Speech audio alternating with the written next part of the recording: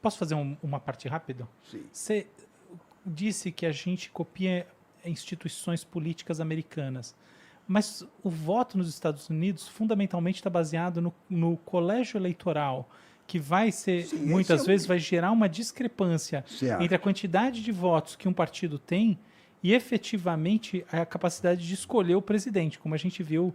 Esse é um detalhe. Hã? Mas é um detalhe relevante que, por exemplo, determinou a primeira vitória do Trump. É. Então, eu queria entender assim, se tanto esse aspecto quanto a própria estrutura distrital é diferente, em que sentido que a gente efetivamente copia o sistema político O americano? básico, o federalismo americano e o presidencialismo americano. Então, por exemplo, nós Mas o presidencialismo é copiamos americano? dos Estados Unidos o regime presidencialista que quando nós transportamos para o Brasil, significa uma coisa completamente diferente. Então, no Brasil, o presidente é eleito com um mandato popular forte. O povo elege diretamente, prometendo mundos e fundos à massa popular. Depois chega no poder, encontra um sistema que é desenhado para inibir o exercício do poder presidencial. O presidente é forte para agraciar ou punir, mas é fraco para transformar. Porque os arquitetos da Constituição americana deliberadamente desenharam a Constituição para inibir a transformação da sociedade pela política. E daí é que nós temos essas crises periódicas em que o presidente é eleito prometendo tudo, chega ao poder e é acorrentado. Nós temos que encontrar uma outra forma, uma outra democracia que eleve o nível de participação popular na vida pública e acelere o passo da política. Quando há um impasse, temos que ter meios para romper o impasse. Por exemplo, por plebiscitos nacionais. Temos que combinar a ação central forte do governo federal com a possibilidade de partes do país divergir das soluções predominantes e construir alternativas.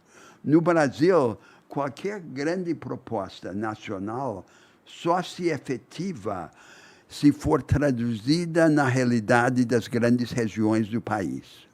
A Amazônia, o Sul, o Nordeste, o Centro-Oeste, são mundos sociais diferentes. Nós teríamos que ter, portanto, uma vida política que permitisse ao Brasil experimentar, ousar, divergir, construir uma espécie de contraponto de alternativas dentro do país. Tudo isso é exemplo.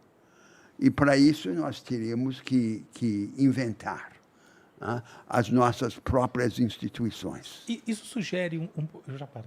Isso sugere um poder local maior? Você está sugerindo que as diferentes regiões e, eventualmente, os estados, dada a especificidade deles, eles deveriam ter uma representatividade maior frente à estrutura federal? É que, no pensamento político conservador, ou o governo central tem mais poder, ou estados e municípios têm mais poder. É uma relação inversa, que se poderia chamar um modelo hidráulico. É um ou é outro, mas isso não é verdade. Nós podemos ter um desenho constitucional que permita a ação central forte, mas também permita às grandes regiões do país, sob determinadas condições para evitar abusos, divergir daquelas soluções predominantes e construir alternativas. Por exemplo, Amazônia. Todo mundo diz que precisamos ter desenvolvimento sustentável na Amazônia. Precisamos encontrar uma maneira de reconciliar o desenvolvimento da Amazônia com a preservação da nossa natureza fantástica. Mas o que é isto na prática? O desenvolvimento sustentável ou é artesanal e arcaico, como o seringueiro tirar a borracha das árvores, aí não tem escala, não tem tecnologia e, portanto, não tem futuro, ou é uma produção altamente avançada. Ou ela é arcaica ou é vanguardista. Não há nada no meio. Agora, para que seja avançada, nós temos que construir as pontes, os vínculos entre o complexo industrial urbano em Belém, em Manaus, e a floresta. E encontrar os meios de mobilizar aqueles recursos da floresta com base na ciência e na tecnologia.